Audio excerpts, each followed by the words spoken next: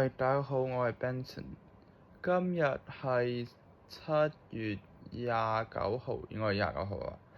應該係星期二啊，唔係，尋日應該27號，今日28號，星期二。而我今日呢，就係要去開啟我嘅杭州之旅啦。我哋第一站就係去嗰個咩西湖景區，然後呢就係去前杭州啦。之後你哋會問我啦，喂 Benson，你點解會去杭州呢？點解唔去啲咩歐洲國家呢？我想咁講啦，因為呢，我返上海總共就係3個禮拜，而我就係返上海呢3個禮拜呢，又要去香港去換呢個身份證啦。你哋問我啦，喂 Benson，你換完身份證之後去英國唔得咩？你咁鍾意話想要去英國，唔係去加拿大發展，係咪真㗎？我話嗰陣時我情緒就係有啲唔穩定時，就係隨便亂講㗎。咩喺香港發展音樂啊，英國發展啊嗰啲㗎。其實呢兩句話入邊有一句話係真嘅，就係可能會去香港發展音樂啦。因為呢，我就係覺得大家都知道，我係鍾意唱廣東話歌仔同英文歌仔啦，同國語歌仔。唉，點講啦？今日就去杭州。我今日去杭州坐嗰個高鐵嘅站呢，係上海南站。然後呢，我哋落車站係杭州東站啦。你哋問我啦，喂 Benson，你從虹橋站去坐呢個高鐵去杭州，點解唔係幾方便呢？點解你唔去呢？我就咁講啦。呢個飛呢，我老豆買呢個飛之後呢，發現上海南站嗰個飛係最平嘅，虹橋嗰啲飛就比較貴啦。我都唔知點解。總之今日就要去啦。我哋就係5點鐘時候，我就係同我老豆坐爺爺俾我哋叫嘅車去搭高鐵，都有可能係坐呢個地鐵1號線啦。陣間再見。好啦，各位觀眾，而家我嘅全新樣貌已經出現喺你哋面前啦。我哋陣間要去坐爺爺叫佢網咗車去嗰個上海南站。雖然地鐵都可以到㗎，但係呢，我哋嗰班車就係7點45分，比較早㗎啦，所以坐地鐵應該係有啲緊張㗎，就坐的士啦。哎呀！陣間我哋杭州見。我哋而家喺呢個火車站啦。呢個福州個 G1631就係我哋要坐嘅車。我呢個檢票口係6A6B，我呢個係幾多車廂啊？10車廂。10號啊？坐一陣就可以落車係咪啊？火車站都係個批檔提咗，只得4個字到，先俾你上車啊。係。而家我哋等一陣啦。唉，第一次出國旅行，唔係出國，係離開上海嘅旅行，喺異地旅行。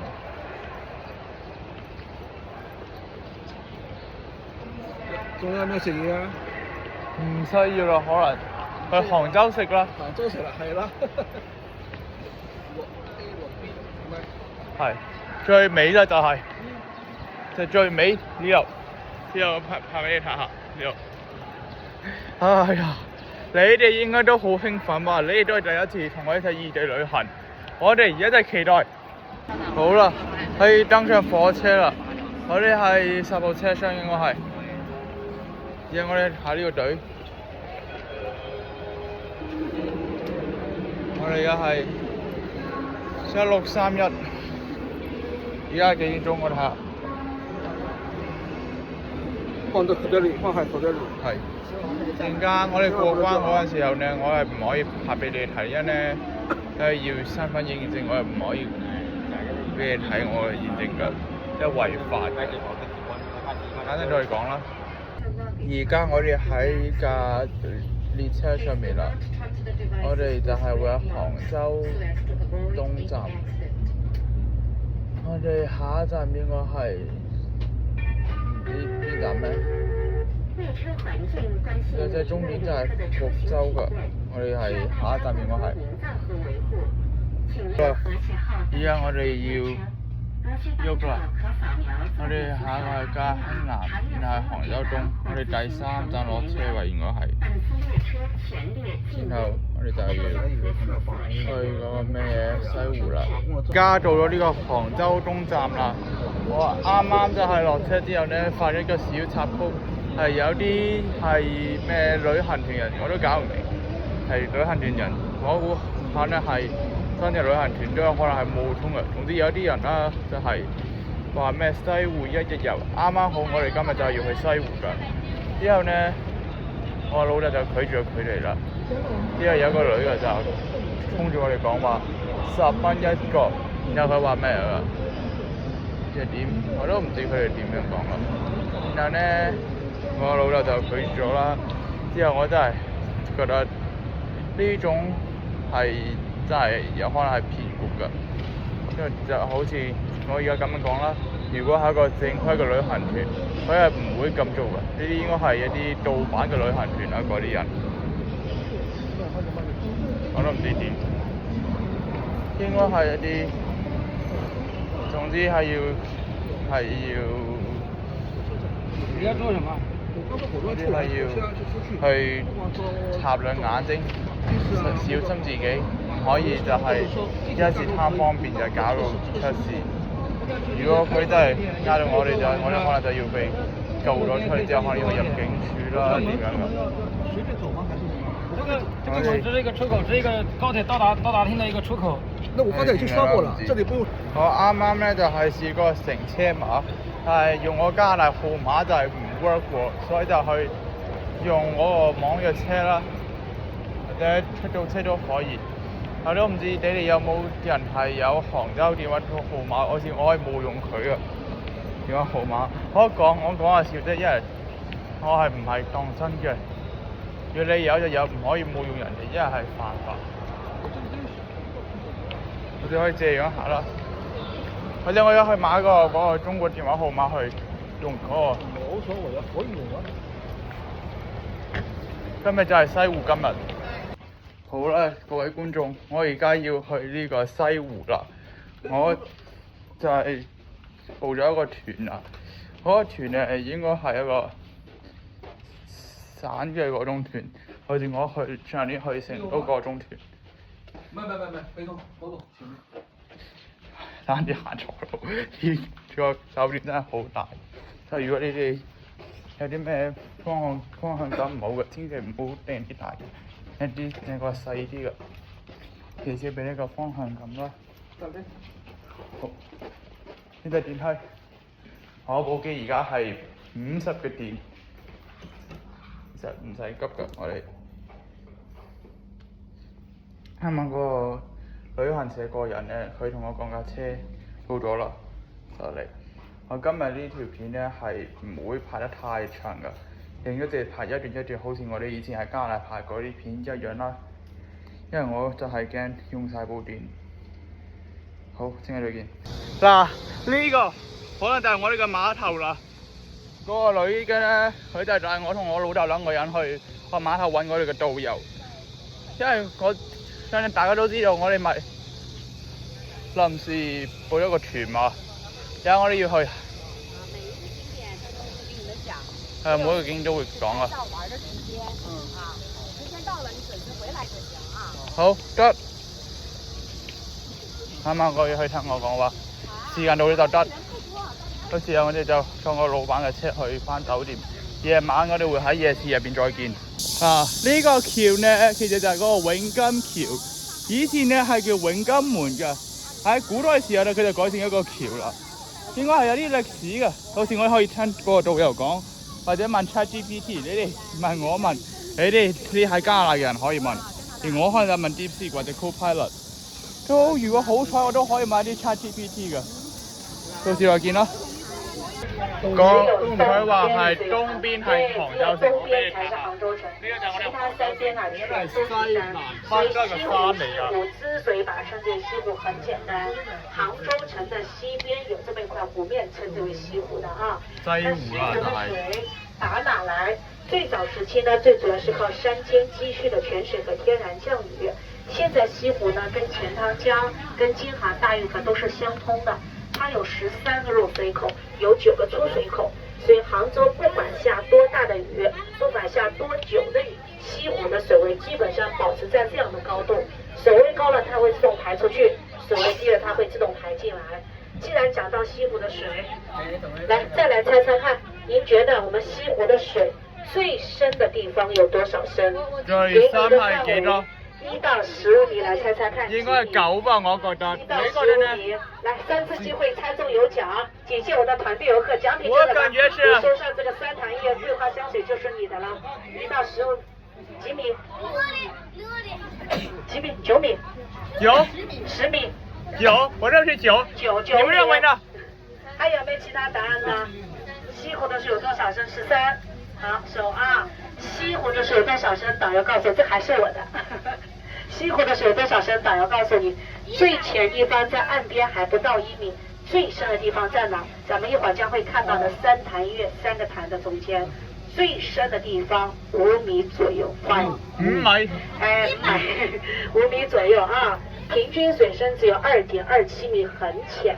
天氣熱的時候，有些客人說，導遊太不夠意思了，等我坐上船才跟我講。早點跟我說，可以省下這個船票，游泳就可以過去了。反正西湖有個大碼啊，那西湖裡面是嚴禁游泳的。雖然說西湖的水不深，但是下面地面很深。嗱，各位觀眾，呢個就係嗰個心淚大撻啦，你哋可以體驗一下啦，同我一齊體驗。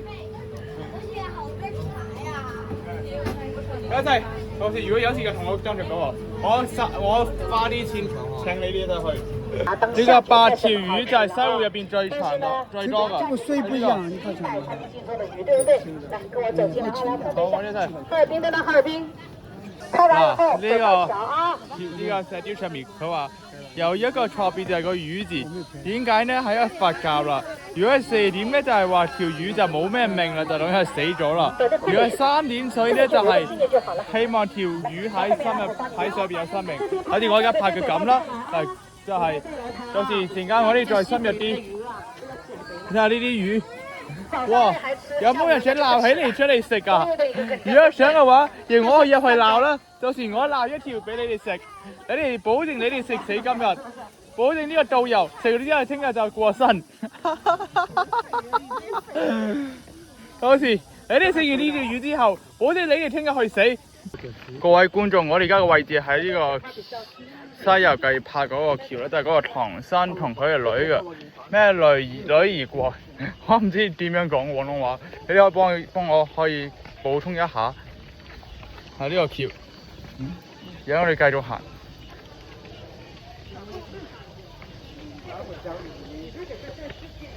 係呢個階梯，我哋要行得小心啲，因為咧就係我而家拍緊片啊，同你一齊。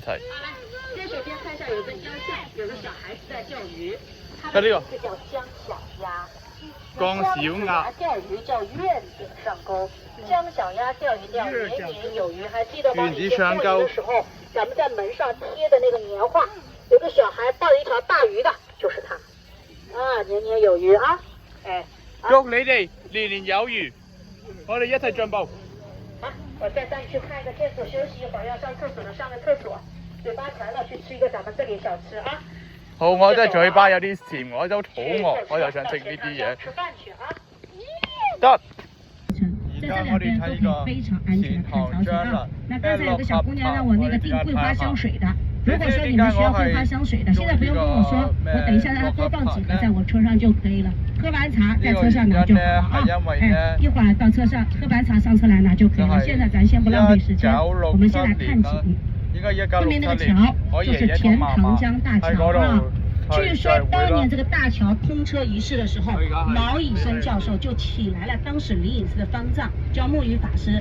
木魚法師看過這個橋以後，他說了一句話，他說此橋100天之内必毁于火。当时没人理解这句话，钢结构跟火有什么关系？但是仅仅通知了89天，它就炸毁了。很多人上寺庙去解惑，方正解释给大家听。您来看一下这个桥的名字：钱塘江大桥。钱金字旁，塘提土旁，江3点水，大是独体字，桥是木字旁。五行唯独缺什么？水是江啊，木缺火。火。所以现在钱塘江上10座大桥，后面造的大桥都有专门的名字，西兴大桥、棚布大桥、下沙大桥等等。所以佛教当中真的有很多是科学无法解释的啊。就像我们今天下午要去的法喜寺，法喜寺大大小小佛像总共有3000多尊，你没必要每一尊都去拜过来。有事找领导，哪几位领导？一个殿被称之为是天王殿，里面供奉的就是大肚弥勒佛。好啦，而家我哋入嚟食茶啦，就係同以前嘅食茶唔一樣噶。說了，讀萬卷書不如行萬里路。就係咁有很多一句。知識是課本上學不到的。首先看一下正前方有尊呢個雕像，這這個人是誰知道嗎？茶聖。茶神呢個係。本著作叫《茶經》。那麼問題來了，你哋可以做下茶經我唔知誰是第一個發現茶葉的，知不知道？誰是第一個？神農。神神農嘗百草，沒聽說過啊？日遇72圖，得圖而解，這圖就是茶葉。茶葉最早是因為中藥，現在就是茶葉這啲係中藥。像我前2天刷抖音就刷到過，我不知道你們有沒有刷到過。河南一個康復醫院叫宋兆甫，他那個院長叫宋兆甫，人大代表有啊。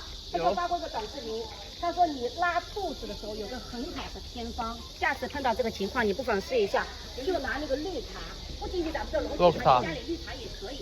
綠茶放在嘴巴裡嚼，多嚼一會兒，嚼碎了，跟着你的唾液一點一點往下吞，吞慢一點，等這個茶葉吞完了，拉肚子也好了。知道為什麼嗎？這就是茶葉當中茶多酚消炎。茶多酚。仙女同胞知道吧？耳洞打完了會拿什麼？茶梗啊，這是消炎。好，呢去睇下。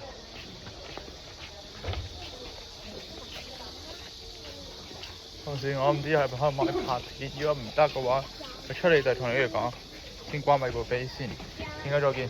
好啦，各位觀眾，而家我呢個位置就係而家食茶嘅位置啦。我哋到時去拍下呢個老師點樣講啊。我哋用個老豆坐我對面啦，你坐呢度，爹哋，你坐呢度得啦。你坐我對面。冇咩我中意你坐我對面嘛。哎呀，總之。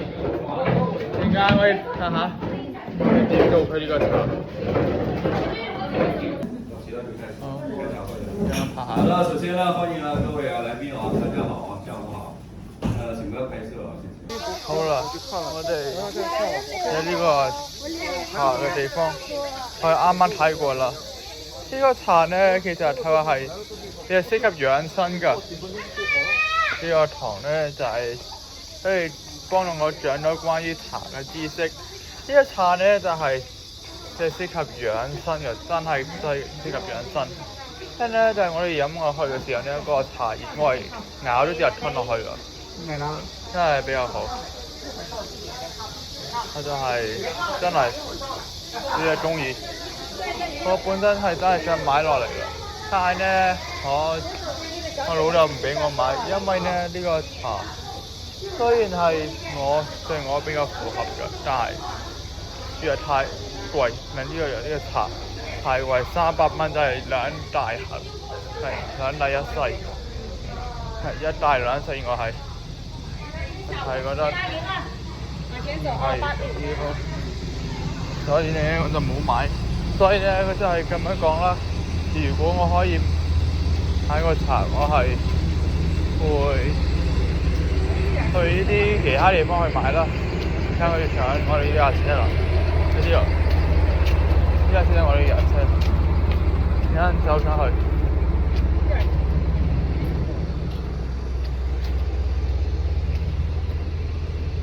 喂，冇人有架車位，冇人喎。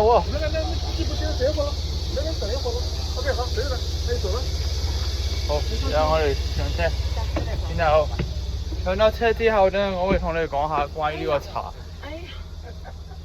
呢個茶呢，其實我想講，真係冇我想象中咁苦，但係呢，就係材料比較貴，所以就覺得買都唔值得。各位觀眾，我哋而家嘅位置係金氏原絲綢博物館啦。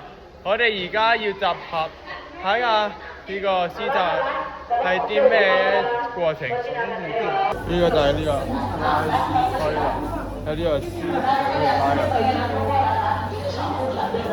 我哋睇下邊個真品喎。距今天差不多300年，乾隆年间的藏蓝色云浮纹装花缎龙袍。你们印象里面龙袍是什么颜色的？黄色、金黄，那个叫明黄啊。明黄色的龙袍呢叫朝服，就是皇帝在上朝的时候穿的。这件藏蓝色的叫做吉服，出席各大庆典、祭祀活动时候穿的。所有的龙袍它都有4个特点：圆领、右大襟、扣盼和马蹄袖。龙袍上面有几条龙，知道吗？9条，我们数一下啊。前胸后背各3条正金龙，这样是6条；左右两边各1条行金龙，加起来8条。最后1条在哪里？背后。背后有3条了。前胸后背各3条，左右两边各1条。还有1条记住啊，在这件龙袍右大襟的里面，那条叫护心龙。明白了吗？所以我们正反面看上去只有5条龙，所以称皇帝为95至尊，就是这样来的啊。来，我们来看看这件皮球花卉长马甲，也是清代龙普出的。现在生活中有2款衣服根据这个衣服改变过来，一件呢就是短款的马甲，另外一件就是我们中国女人的国服旗袍。那麼接下來朋友們來，我們一起往這邊。唔好意思各位觀眾，我哋陣間嘅嗰個站呢，就係去六合塔。唔係呢個法喜寺，因為咧我老豆就係唔係對呢個咩嘢佛教嘅係唔係感興趣嘅，所以咧我哋陣間講呢個六合彩，但係我哋今晚去夜市嘅嗰個行程依然唔會變，我保證講到乜就做乜。而家我哋係要登呢個六合塔，仲可以㗎。你那玩多少時間啊？正常。对，你要快点慢點，正常就40分鐘左右。佢話正常就係要40分鐘，我真係今日帶住笑同你哋登塔，我哋解設咗嗰個團嘅套路啦，真係咁衰嘅嗰個塔嗰個旅行團，我知我都唔信佢哋㗎。我嗰個瑜伽酒店嗰個旅行團都係呢個旅行社。盜版嘅，有咩盜版啫？套路我哋唔係盜版就係咩啊？咩盜版盜版啊？正版嘅應該唔係咁樣套路，原來係買呢啲嘢㗎。啱啊，我去啊！你話盜版嘅旅行社係咪？係啊，係，我哋就係做，我哋就係我間店咪講真，講真，佢哋真嘅係盜版㗎，因為咧正版嘅旅行社係唔會叫你去買嘢㗎。所有旅行社都係咁樣啊？唔一定。誒，向我聽住，到時我翻去就將嗰啲人拍落嚟。記住個導遊講㗎，呢個係要爬過去㗎。我示範次嚟俾你睇。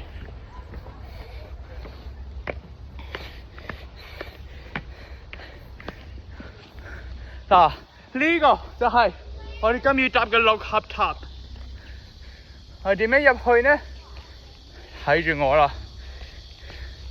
睇住 Benson 大哥點樣一齊行。阿 Benson 就係要去登塔啦，佢就係咩位置喎？睇唔明，好似慢慢睇啦。呢個出口我都唔明。嗱，而家同我一齊上呢個樓梯，去上得慢啲都得。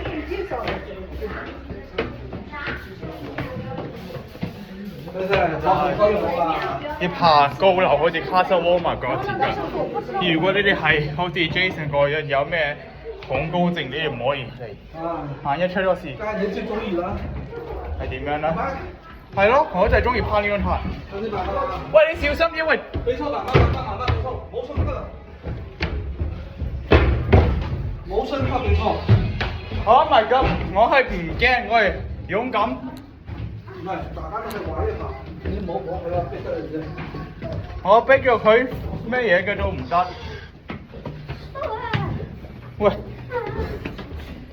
而家我哋係咩？睇下佢，睇下呢個有冇睇？有呢個就係麥地堅固呢個，我就係睇啲嘢。呢個真係杭州嘅美景啦！而家我哋可以好似呢個我哋，喂，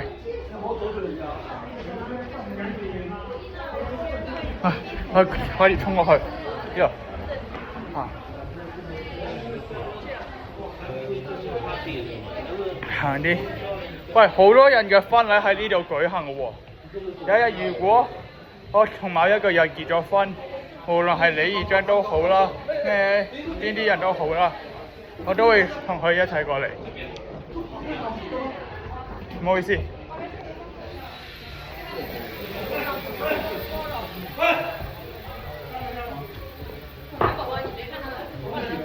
呢個係咩嚟㗎？我睇下。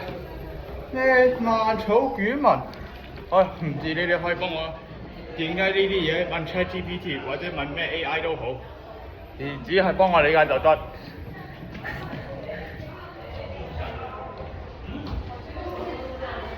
而家我哋去3樓去睇下，希望喺冇晒電之前可以攀爬。邊個上啊？應該係。仲有冇位上啊？應該呢度。係上樓梯。我追唔到你啦。係嘛？呢日我老豆有啲咩心臟病，我真係唔好意思。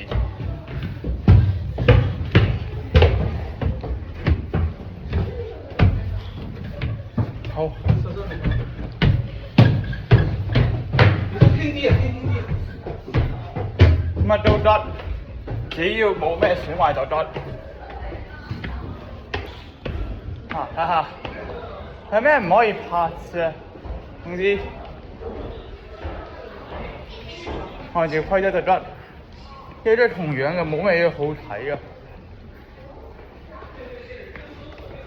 你看，這每一層都得看，不能看外面。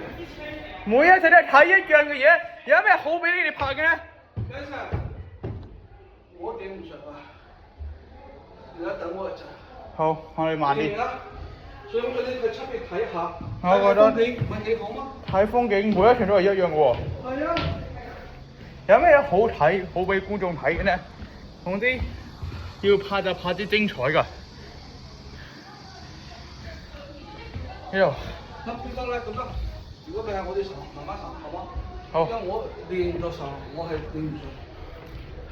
你層坐下氣。好。每一陣都可以唞下氣，觀眾都可以同我一齊深呼吸，打4格爬緊樓梯。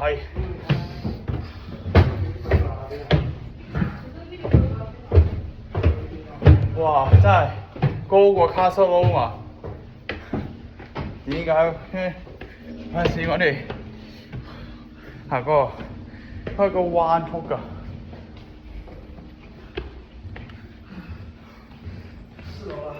有咩鳳凰、鸚鵡咩獵舞啊，咩都睇唔明。上樓慢啲，唔好太快。喂，爭啲攬下，爭啲跌低，爭啲出事。點解我驚出事呢？因為嗰次 Jason 咪跌咗之後出癲喊嘛，因為真係。緊張咗一個夜晚都瞓唔着，係啊，唉，你哋幫我解釋㗎。對，包括我們那個橋，那個橋，你看一下斗城橋下面2隻神獸，霸下。我可以爬到，我爬最後一陣，我同觀眾爬。你點嚟我？係咯，仲有電，我慳翻啲就得。你喺樓下等我，冇事各位觀眾，你原地等啦。哎呀，因為我同觀眾嘅嘢，因為爭啲骨折，希望冇骨折，因為我仲要揸車，我要去考車牌。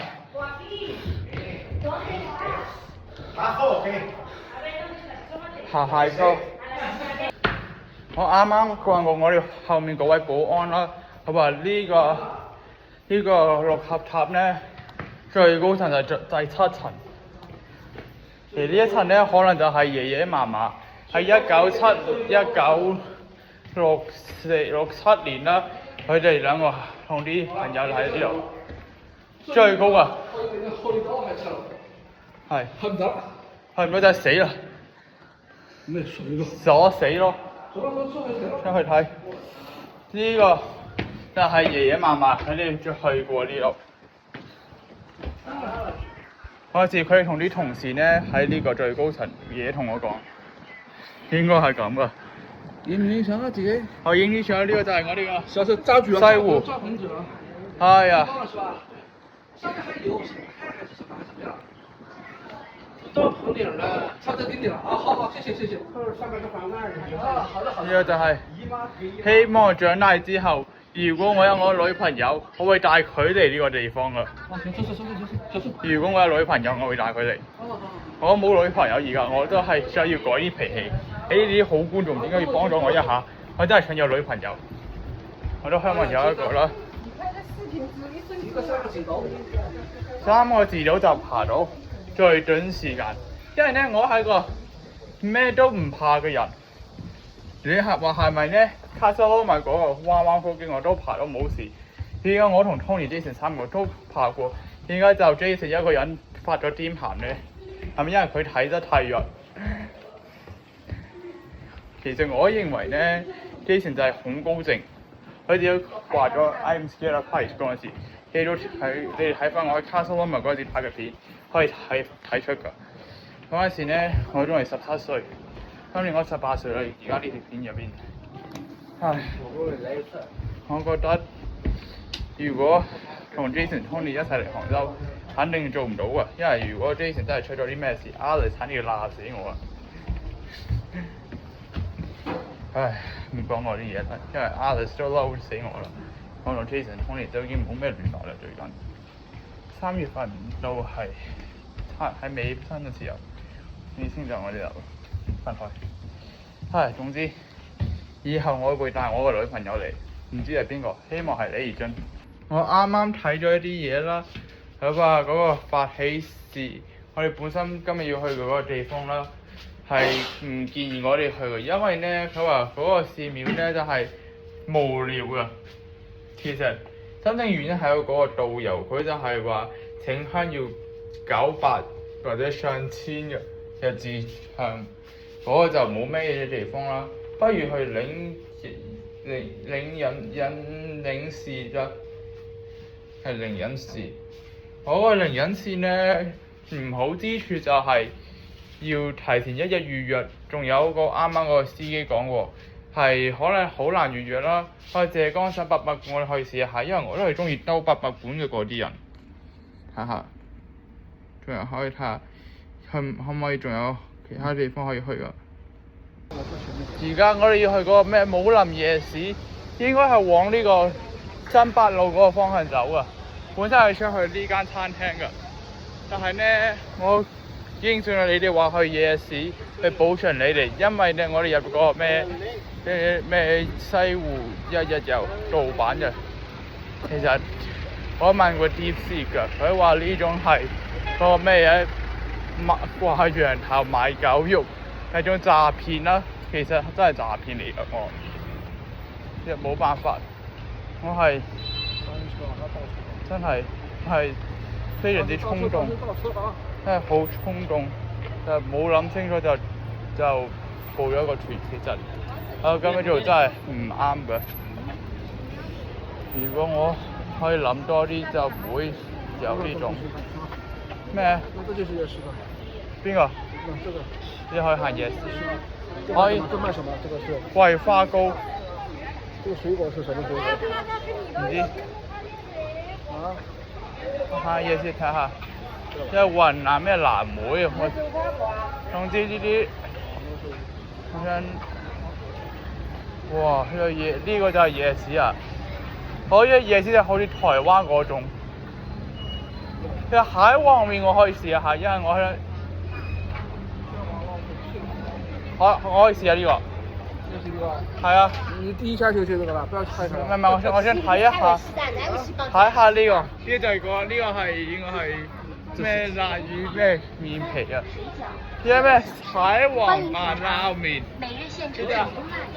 杭州最出名嘅應該就係呢個咩嘢㗎？我先睇埋咗一段再揀啦。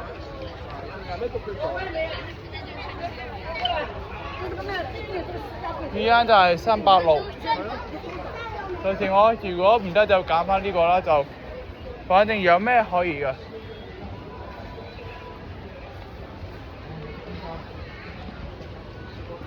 呢個就係個咩嘢龍錦雪糕啦，就係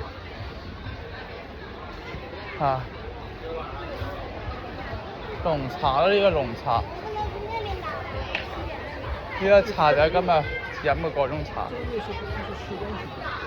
咩都有啊！到時候我睇下有咩地方可以俾你睇啫。因為行咗夜市就係咁啦。我想講杭州嘅夜市同台灣嘅夜市係有啲唔同嘅。台灣嗰啲夜市呢係指得咩有遊戲㗎，而呢度嘅夜市呢就係、基本就係啲商店乜都係。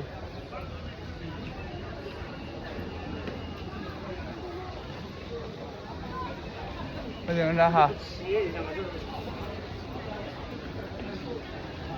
啲咩西湖龍錦，我又有葵陽，我有飛機呢個。哦，之後呢個茶可以幫我緩解一下吧，應該係。到時候。好似我今晚甜品就係呢個雪糕啦，可能就雪糕可能就要買個。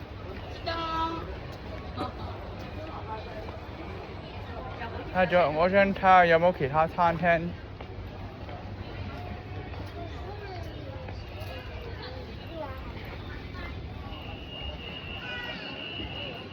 这里到头了，这里前面到頭了，應該去看。睇下。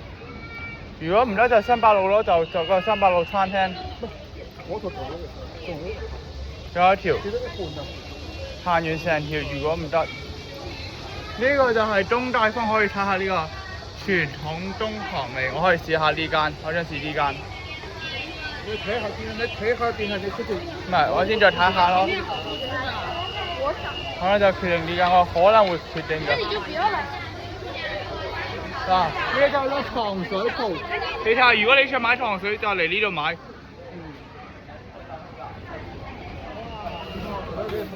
呢個係榴蓮。如果你哋有去過馬來西亞，你哋可以呢度。呢個榴蓮係唔係一啲正規嘅榴蓮？因為正規榴蓮係馬來西亞。唔好講你啲唔好咯，係咪？唔正規，唔係唔好。這個就到底了，這個就到底，步行街，這個步行街，到這裡開始。